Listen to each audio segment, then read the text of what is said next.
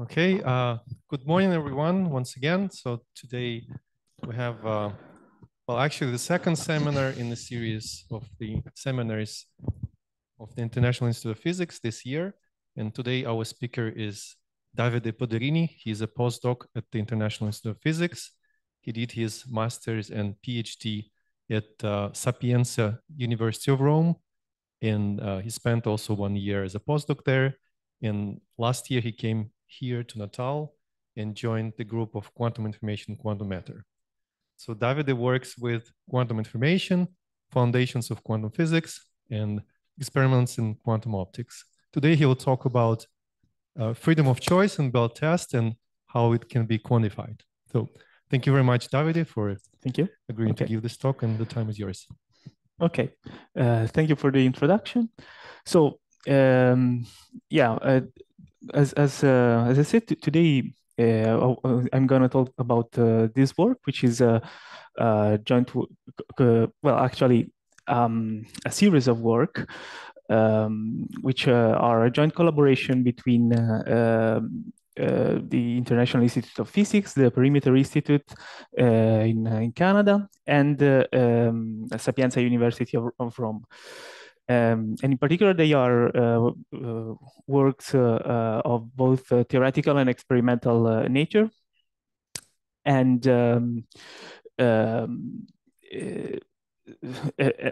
specifically the collaboration with Sapienza is with the experimental group of quantum information that is there. So the works are about the notion of freedom of choice in Bell in Bell theorem, and how we can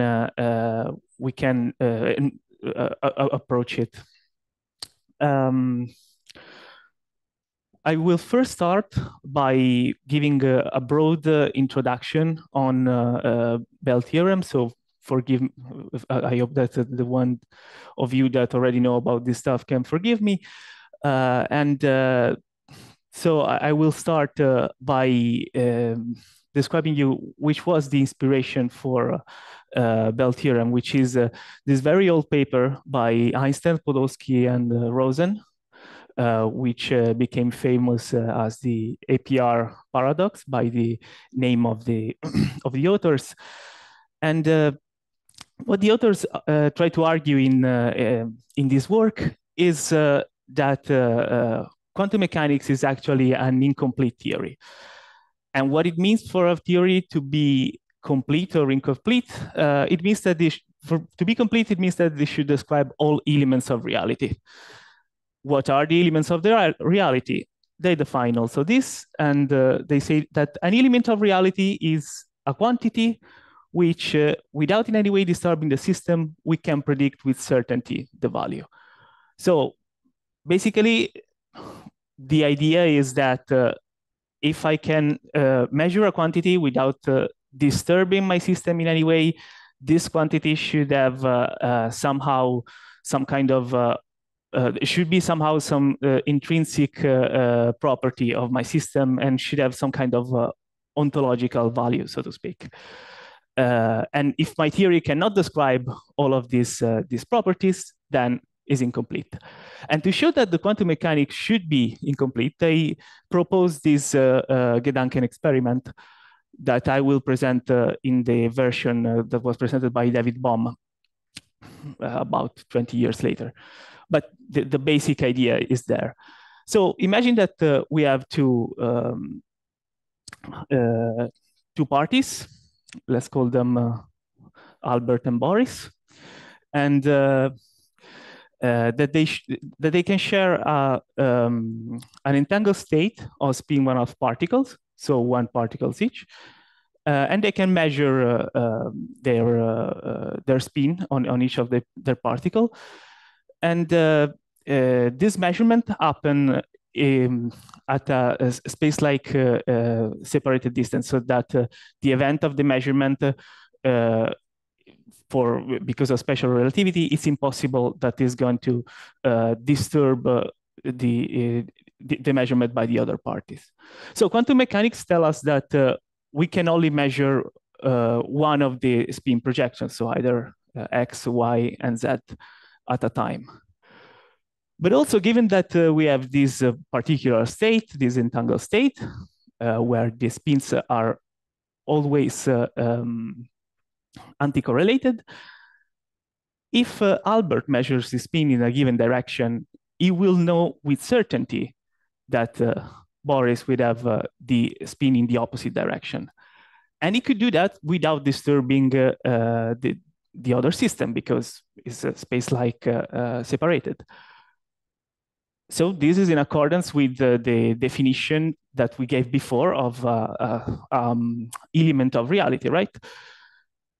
And so, since we could, in different run of the experiment, measure all these quantities, we should conclude that all the Sx, Sy, and Zz of Boris are elements of reality. But then quantum mechanics does not give us the description for all of these quantities at once, so it must be incomplete. This is the basic argument. So this argument actually has several problems, and also Einstein complained just right after this paper came out about them. But it's very important historically because it was the inspiration for Bell to develop his theorem. And indeed, the idea of Bell non-locality comes from trying to rephrase this ideal experiment in a more operational way, doing as less assumption as is possible. So I'm going to give you a more modern presentation of the Bell non-locality and the Bell experiment. So what we are doing then is just to treat the observers as general. We're just going to treat the experimenter just like before as observer that can manipulate a device, a measurement device, on which we do not make any assumption. They are just black boxes that can take some inputs which are labeled as X or Y, one for A and one for B. And then, according to this input, they can measure some quantity and give some output.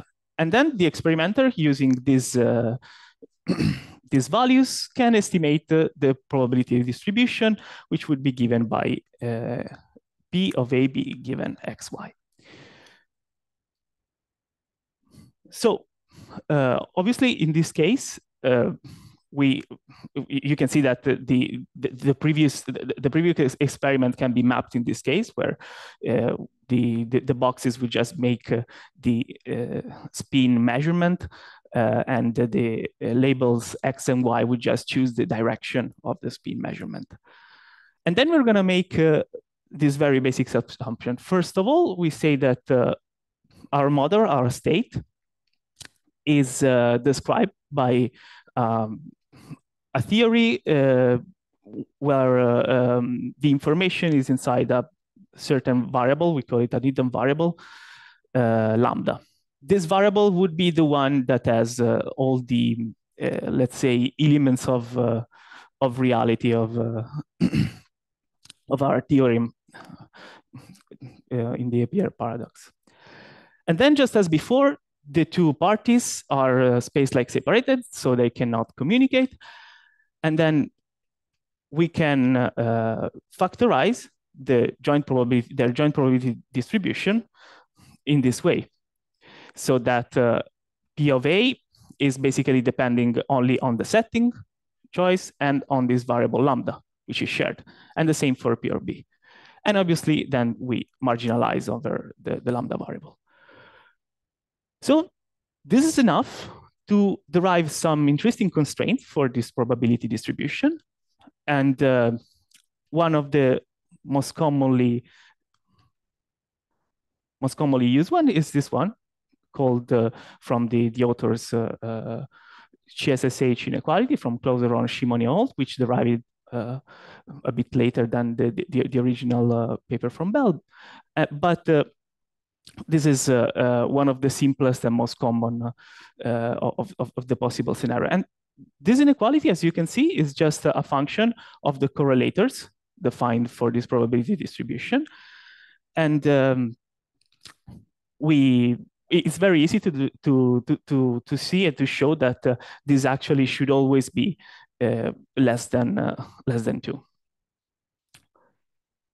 But then, if instead of describing our system in this way, we use quantum theory, then we don't have any more hidden variable, an hidden variable model. We have a density operator here, which describes our state.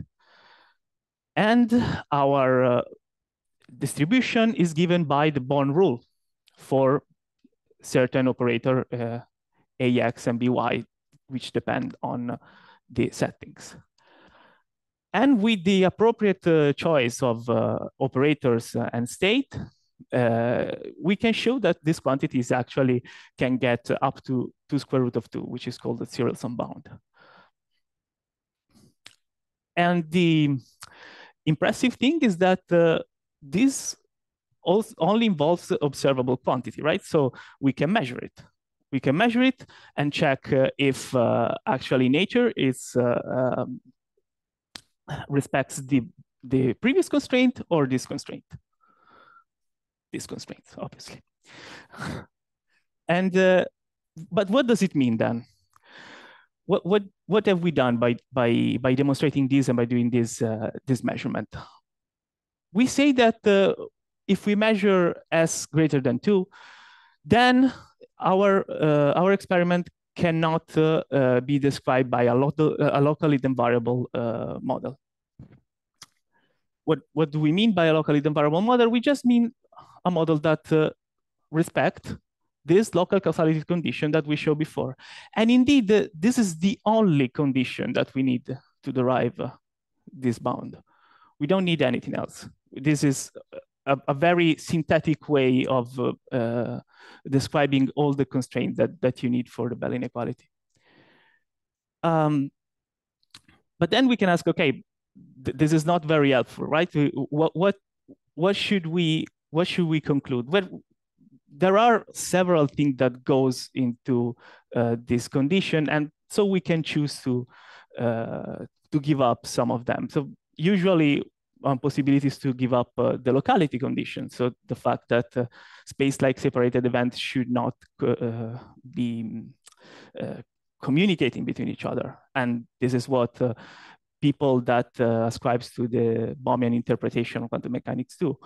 Or we can give up the possibility of describing nature as an hidden variable theory, so that there is this description by lambda in the first place. And this is usually what the non-realist interpretation do, like cubism, for example. But by no means these are the only possibilities. There are several possibilities. If you are interested, I advise you to check this paper by Wiseman and Cavalcanti, where they actually dissect this condition in all the possible different assumptions that can go into it, so that you can just get and choose the one that you hate the most and discard it. But this is not what I'm interested in today. What I'm interested in is more on looking into what causal assumptions are going to this condition. And to do that, we're going to analyze this by using the language of causal modeling. What is the causal modeling framework? It's basically just a language, a graphical language, very easy, very intuitive to express the causal relationship. And it's a graphical language in the sense that it involves graphs, and specifically directed graph. So we have the nodes in this graph that represent random variables. And in particular, we have observed random variables, which can represent the outcome of experiments that we can actually observe, and the latent random variables, which are variables that we do not have access to, but still can influence other variables and put correlation on them. And then we have edges. that represents causal relationship, obviously. And since they represent causal relationship, we should avoid situation like this because we do not want causal loop. This class of graph without loops is called directed acyclic graph, or DAGs for short. And every causal model can be written in terms of this, in this language with DAGs. What does a DAG give you? Well, lots of things, but in particular, immediately gives you a way to factorize and the joint probability distribution of all the variable in what is called Markov factorization. And in particular, it says that you can always describe it as a factorization where each term is the probability of each variable conditioned only on their parent. So for example, for A, their parent is only X and lambda and so on. But then you see that this is just the local causality condition again. So this is indeed the model that described the Bell scenario. And so if you want, the Bell theorem assumptions are all encoded in this DAG. Why we're doing this? Because these allow us to analyze more complex situation and to understand better what is happening where this causal assumption fails. And indeed, when we violate the inequality, the CSSH inequality, what we're falsifying is this causal hypothesis here. We're saying that this causal hypothesis is not true. And then we can ask ourselves, are we actually proving something deep about nature, or is just that we messed up our experiment in the sense that maybe this is just not the causal relationship that we have in our experiment because we make some mistake? And these are usually called the loopholes. What the loopholes in Bell experiment are basically things that you should look into to avoid to avoid all their possible explanation for your violation. So what are these loopholes? The first and most obvious one is the locality loophole. So maybe you didn't check carefully enough that the event were space-like separated. In the end of creating a space-like separation in an experiment is quite difficult. And then you just have communication between one setting and the other variable. Or you can have this other loophole, which is the one that I'm gonna talk about which I'm gonna focus which I wanna focus on in this talk. This is called measurement dependence or free will loophole. And what you have is that your source is actually influencing X and Y. So it's influencing the settings. The settings are not free anymore. You're not free to choose the setting as you wish. And then there is another very important loophole, which is not exactly causal in nature, which is called the detection loophole. And it says, since the detection efficiency is never perfect in any experiment, then one could argue that maybe we see a violation because what we're looking to is not a fair sample of that experiment. So if we would look to the whole sample of events, even the one that we didn't detect it, we would see no violation. But just because we are looking to a certain subset of them, we see a violation. So you may think that actually this loophole, they require a certain perversity of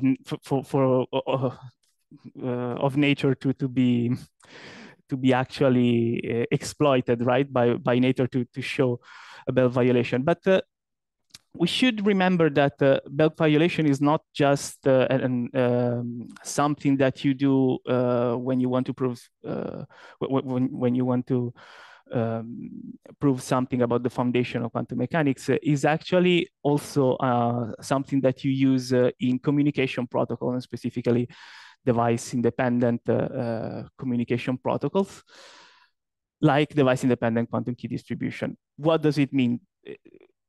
If this protocol is just one protocol where two parties, Alice and Bob, as is customary to name them in cryptography, they want to share secret key between each other. And what they do is basically do something very similar to a Bell test. It's basically a Bell test with some other settings. And in the end, they use the events as their key. And they can be sure that the key is secure even without knowing anything about the inner working of the device they are using. So if you got the device from NIST, but you don't trust the USA government, no problem, because if you perform this protocol, then you can be secure that that your key is safe. But the problem is that this relies on a Bell violation, and since now. And then you need to be sure that this violation is a legit violation and not a fake violation, because indeed now an adversary could use one of these loopholes that you have in your Bell experiment to fake a violation and to make you believe that you actually have violated a Bell inequality when you didn't. So loopholes and the removal of loopholes from Bell experiment is a very important task also for this reason.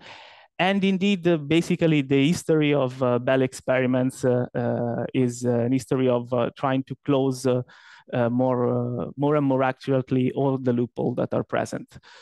And so, for example, since the first Bell experiment that basically carry the names of the winner of the last Nobel the Nobel Prize of last year. It's a series of experiments where they try to close the locality loophole as best as as was possible.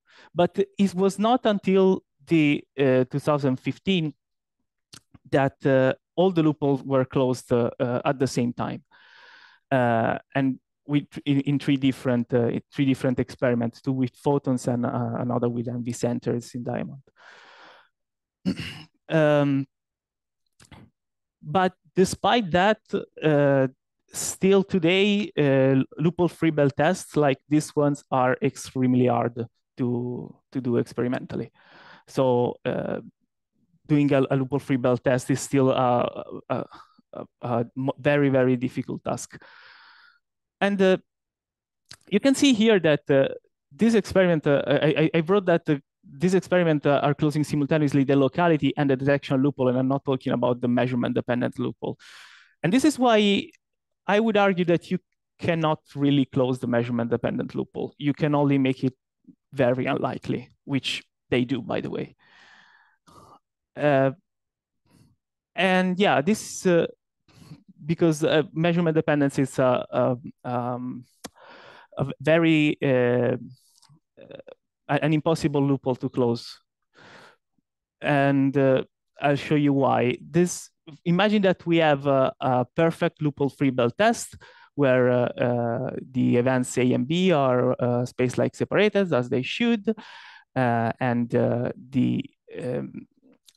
in the Minkowski diagram, as you can see, the settings X and Y are also outside of the light cone of our source. So you would say there is no measurement dependence. But then what are we calling the event lambda? So if lambda, for example, should represent my pair of entangled photon, we could call the event lambda the moment in which this photon pair is produced. In the nonlinear crystal, for example. And then I could ask, why couldn't the correlation come from before, from the pump that is pumping this crystal? Or why does could this correlation not come from, I don't know, the power supply of the laser that pumps the crystal? And in the end, you can go on with this argument and you can push the source of correlation as far as you want into the past until your measurements are actually, your measurement choices are actually inside the light cone of one of these common sources. This is obviously like an argument that has a very dire consequences, because then if you reason in this way, you would end up with no freedom to manipulate experiments. Basically, you would negate that you have freedom to do something in your experiment. And indeed, it is something that also the pioneers realized. For example, Bell wrote that without such freedom, I would not know how to formulate an idea of local causality. Or Shimoniorn and Clauser were even more blunt, saying that the skepticism of this sort will essentially dismiss all results of scientific experimentation. And they're probably right in the sense that at this point, how can you actually think to derive laws of nature from experiments? Nonetheless, this is something that that people considered and is called the superdeterminism, and it's regarded as one of possible interpretation of quantum mechanics. So it's interesting to look, and there were a few years ago some experiments that try actually to make this measurement dependence more and more unlikely as possible. So for example, these two experiments were using randomness taken from cosmic photons. So using light photons from quasars, so that one now need to argue that whatever correlation is creating your measurement dependence is actually correlating your source in your laboratory on Earth with these cosmic light ray sources. And another one was using instead human-generated randomness. So what they do is they create an app for people to download where people could play a game and generate some random numbers that then several laboratories were using to perform Bell experiment. So then again, you would need to argue that somehow all these people playing these games are actually correlated with whatever is happening inside these laboratories. So what they try to do is to make this more and more unlikely as possible. But I would argue that this is not very useful if you want to look at applications, and specifically if you want to look on how you should deal, for example, with an adversary in the case of quantum key distribution. We cannot just play the human-generated randomness game, right? And one idea comes from a method that Tobias Fritz used to prove the no locality in a particular causal scenario called the triangle scenario. So consider this this causal model here. As you can see, the part just this top part here is just the Bell causal model, but just we renamed the variable x as a0, b0 is what it was y, and then b1 is just b, and a1 is just a. Then instead of this variable being free, they are controlled by these other two sources, which are independent, by the way, by the from lambda 1. And they're also connected to these additional variables C0 and C1. You could say that this describes more realistically what happened inside the laboratory, right? Because when, for example, you usually use random number generators, so and they are just devices that you have not much control on it, but you read the number somewhere, and this is the number that you read, and this is the number generator that choose your measurement. You could interpret it in this way. But now what I want to do is to merge these variables here so that we consider these two variables as just one variables. And we are left with this causal structure now, where we have the variables that now have cardinality 4, because they obviously can have 4 outcomes, because each of these was having 2 outcomes. But when I do this, I'm gonna introduce all of this error, right? Because I'm not distinguishing anymore between these two variables. So if there is an error from lambda 1 to a, now that a is both a1 and a0, I have both of these errors. And this is exactly the situation. where we have measurement dependence, if you look at this top part again. And what does Fritz says? It says that let's assume that A0 and B0 are perfectly correlated with C0 and C1. So that this is always perfectly correlated with this. This is always perfectly correlated with this. Now, since C0 and C1 are independent of lambda 1, then also B0 and A0 should be independent of lambda 1. And then we basically have eliminated the possibility of this arrow. So if we have a distribution where this is true, then we have, again, the Bell scenario without measurement dependence. We have eliminated measurement dependence with this trick. And so if we can reproduce this distribution, we have proved no locality, and we have proved that we can do this. But there is a problem. And sorry. Also, an important thing to say is that this scenario is now very different from the one from the web one, because we don't have any inputs. So you can see that this is basically an autonomous scenario. You can just you do not have to input anything to it. It's just crunches events. And basically, what we have done here is that we have no notion anymore of free choice or freedom of choice or all this not very precisely defined notion, because we are substituted that just by the independence of these two variables. So it's just statistical independence now, which is an advantage because we can reason about it. And the problem, as I was saying, is that we do not have perfect correlation in any experiment. And to do that trick, we need perfect correlations. So we need to find some other solution. And some solution that we explored were first using some machine learning method to check the non-classicality of the distribution. And basically here we have a neural network that reproduces the causal relationship and tries its best to optimize the distribution, to output a distribution that is similar to the one that we measure. If this model cannot, we can argue that the distribution is probably non-classical.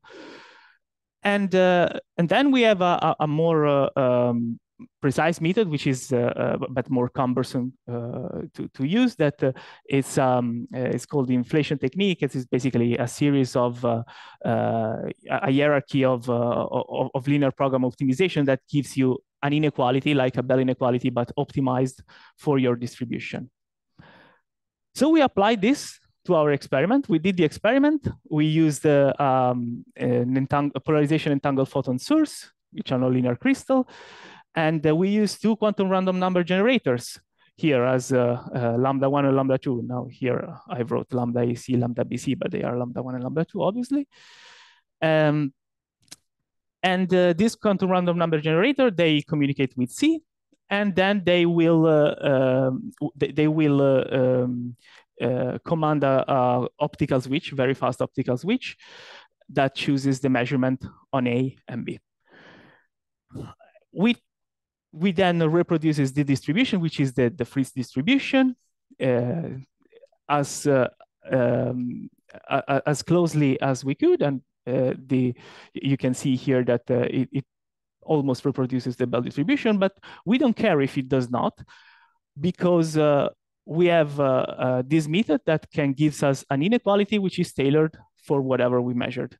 And so we can see that we are violated the inequality, and we know that it's non-classical. And we have done this, and basically we have done a Bell test without worrying about measurement independence. Only worrying about, this is the caveat, about the independence between these two sources, these two quantum random number generators. But then one can think of doing more than this, and one can think of actually trying to use this same idea to quantify the measurement independence. And for example, one can write this quantifier for measurement independence, which is just the difference between the difference between the variable considering also the latent variable lambda and the separable distribution. And one can think of doing the same reasoning. Just now we are saying that if the settings X and Y are strongly correlated with C, then they cannot be strongly influenced by lambda 1. It's basically the same reasoning, but I'm not saying perfect. I'm just saying that it's strongly correlated and so it cannot be strongly. So I'm trying to make a robust statement, let's say. And if we can find, by using this idea, a bound on this quantity, then if the bound that we have is not enough to explain the violation that we obtain, we can detect non-classicality even in presence of measurement independence. So we tried basically 2 methods to do this. One is the entropic approach, where we used another quantifier of measurement independence, which is the mutual information. We basically is an entropic quantity that measures the shared information between 2 variables. In this case, the variables are X and Y together as one, and lambda 1. This is actually related by this, which is called Pinsker inequality, to the quantity that we defined before. And then now we can use entropic methods that we know to find entropic inequalities in complex network like this one that would give us a bound. And this bound, as you can see, is dependent on X, Y, and C. And it would be expressed, it would be a complex formula involving entropies. And using this bound, we can obtain a large class of inequality, like this one, for example. Now, if we found, we can check this inequality and we can check if it's violated. If it's violated, we have a non-classicality witness, which does not use measurement independence. Unfortunately, for the Friis distribution at least, this needs very high visibility, which are not, which we will not be able to get experimentally. So this is very interesting, a very general method, but we could not use it in an experiment. So then we tried another approach, and again, trying to quantify the measurement dependence using GAM this time. And then we use this idea that, again, if I have a certain violation of the Bell inequality, then to explain that, I would need a minimum amount of this measurement dependence. Then we also know that to a certain correlation with C, it must correspond a certain bound, a certain amount of maximum measurement dependent. If we can solve these 2 problems, and these are actually easy to solve by themselves in the sense that they can be cast as a linear program, which is an optimization that runs efficiently, and it's going to give you, with appropriate relaxation, these 2 quantities. Then if we can find that the lower bound is actually greater than the upper bound, we have found a violation. And this we actually test. So we redid an experiment. We did again the experiment, but this time we inserted artificially a device that was creating this measurement independence. So you can think that it's just the same experiment as before, but we have this device here. Let's call it a PR box, which is controlling both the settings and the outcomes. And we can think of, as is put by some malicious experimenter there to fake a Bell violation.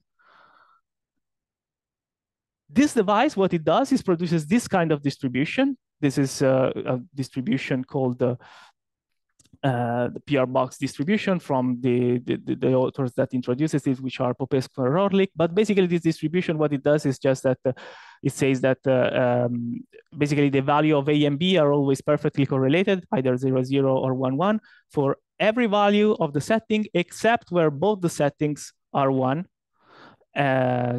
So the settings are obviously or either 0 or 1, and when both are 1, they are perfectly uncorrelated. If you plug this into the GSH inequality, you get a value of 4, which is the maximum logical value possible. So it's much higher than the quantum bound. So it's clearly a irrealistical distribution. But then this malicious experimenter can actually mix it with the legitimate output with this value alpha to tune the value of the violation, so that he can choose whatever violation he likes, she likes.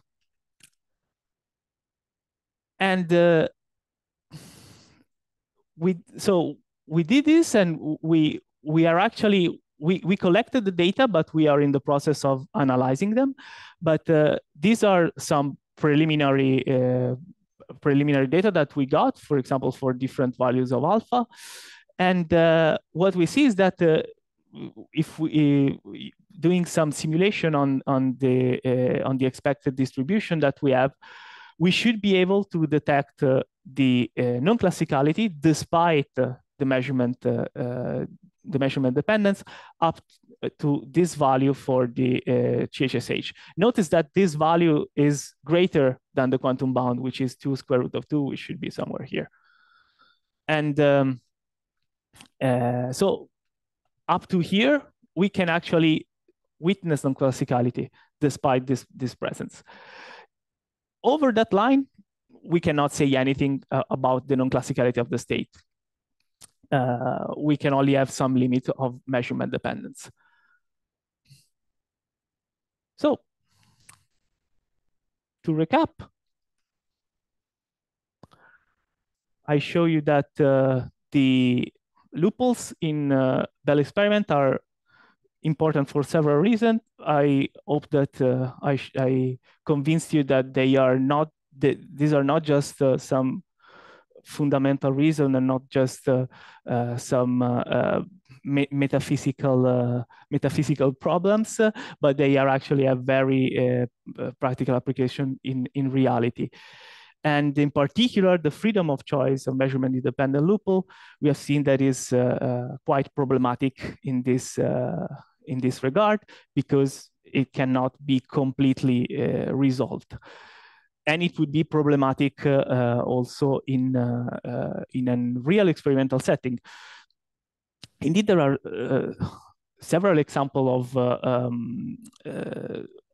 QKD protocol that were not careful about this measurement independence, and people showed that you can easily hack them in clever ways. So we're seeing one possible approach is trying to make it very unlikely, cosmic radiation, human randomness, but it's not very feasible in general.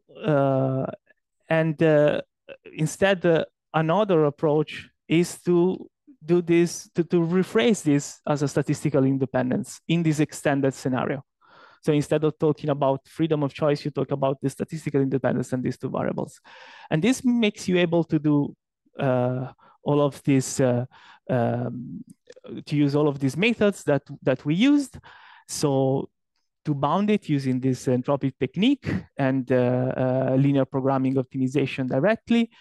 And in the end, to detect the non-classicality even over the quantum bound, the serial sum bound of 2 square root of 2. So that would be all. Thank you.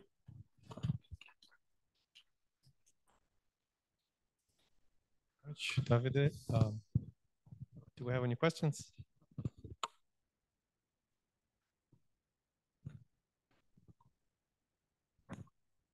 Hello. So thank you for your nice talk. So I'm not from this field. Could you go to slide 19?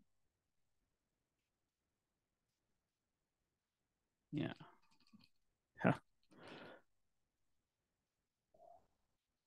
Oops. Yes. So first of all, what is a quantum number generator? What does it generate? It's a quantum random number generator. It's a random number generator which uses some quantum process to generate random numbers. In this case, what we use was basically a detector and the shot noise from a detector with a laser.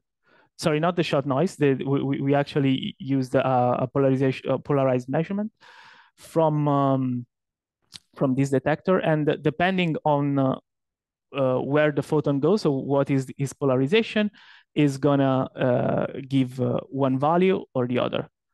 So it's gonna give you either 0 or 1 depending on its polarization. So this basically just does a polarization measure. And so you have an unpolarized photon, and it goes into that, and that the number is the polarization of the photon?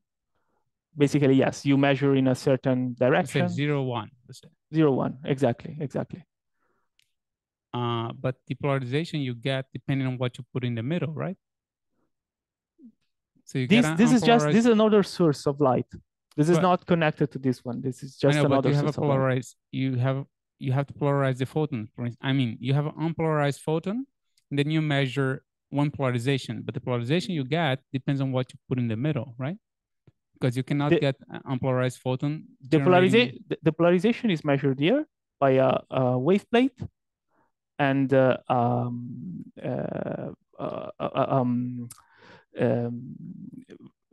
PBS, polarizing beam splitter. So basically what you do is you start with the photon polarized, I don't know, in the vertical axis, then you put an half-wave plate here, you put that in the diagonal base, and then you put it in a beam splitter, and you know that you have in a polarizing beam splitter, and you know that you have half the probability of it going of being transmitted and or reflected. Okay, but how do you make sure that you get 50-50 in each end?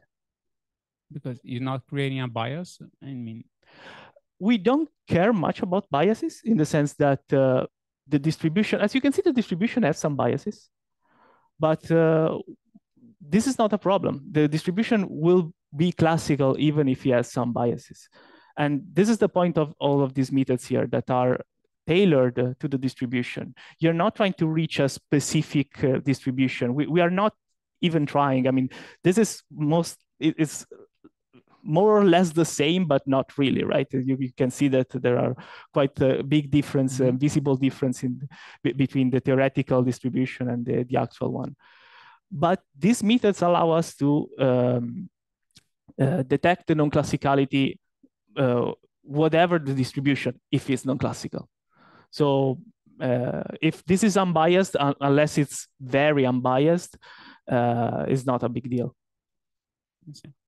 And my other question is, so if you have a quantum system with 2 electrons, and at the very beginning of your talk, and then you measure one of the electrons to be 1 spin plus 1/2, the other one must be minus 1/2, right? In that case, yeah. Right. So I'm trying to understand is in which sense quantum information is relevant to the context of atoms or nucleus, or is just like quantum devices that you generate some numbers? I'm saying, can you apply quantum information to like really matter field that we measure in a laboratory, or is just designed for these kind of detectors, or no? No, of course. There are you can do a Bell test with matter, and I show you that one of the Bell tests, the one that was a loophole-free Bell test, was actually using this MV center diamond, which are nitrogen vacancies defect in diamonds, which are entangled together by using one of the photons emitted by these by these vacancies, and then once they are entangled, they are measured, and they violated they violated the Bell inequality. Yeah, is this one here? And actually they managed to do a loophole-free Bell test. It's arguably one of the between these three is arguably one of the most difficult of this experiment, and indeed the standard deviation that they got and the p-value that they got is not so good with respect to the other two, but it's definitely possible. Okay. Definitely possible. Thanks.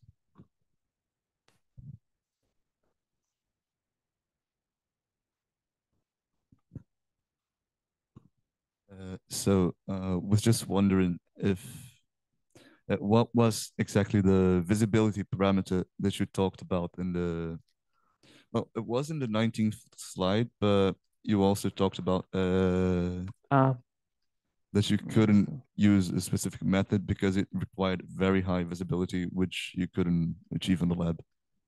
So I was just wondering what exactly visibility is. So you mean, nope, not this one. I've gone too far. But yeah, it's the one for the entropic approach, right? It's this one, it's this parameter here. So we are modeling our distribution as a distribution that we get from, let's say, ideal Fritz distribution, which is the distribution when you do a Bell test here and here are perfectly correlated, plus a certain amount of noise. This parameter just tells you what is this noise. So we, in this case, for this value of the parameter, we just mix it with a completely mixed distribution. But when we model and we do simulation, we actually are a bit more careful. So we introduce some noise in the state here, and both white noise and colored noise. But in this case, we're just talking about mixing this ideal Fritz distribution with a completely mixed one. Thank you. So what exactly this number tells? Like here is like 99%. It tells you how much white noise, if you want, there is in your less than 1% noise here, right? No, this so 0.994 is almost Fritz distribution. It's an almost perfect distribution. So you would need to do you would need to have a very good correlation here, which is something that we could not get, and also a very good state and Bell test up here on the top.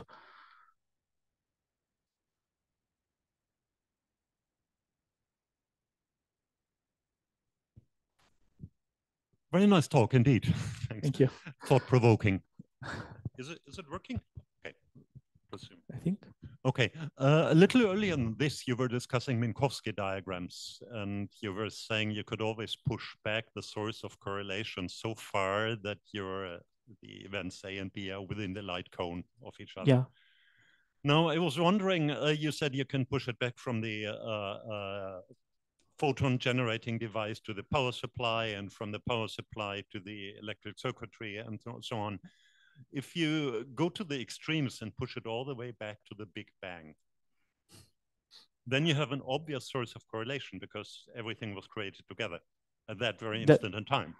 So can you, what can you say about this scenario? Can that be excluded? What would be the consequences for that? That's exactly the problem. You cannot be excluded completely, and this is what they argue. The ones that are pushing for this super determinist interpretation of quantum mechanics, which includes very notorious physicists like Gerhard Toft, for example, and there is also maybe someone that she does divulgative content on YouTube, so she's becoming quite famous. It's called Sabina Hofstadter.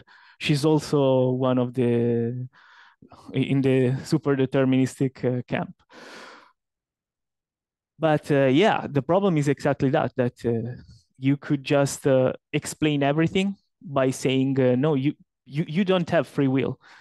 Everything is predetermined in this way, and so the outcome. It's very easy at this point to explain why we have a Bell violation, in the sense that you are not free to choose whatever outcome you want. But that is ironic in a certain sense, because we used to have in classical physics perfect determinism, like the Laplace view, Newtonian view of the universe, and then came quantum mechanics and introduced indeterminism. And now at the very foundations of quantum mechanics, one of the possible interpretation is to bring determinism back.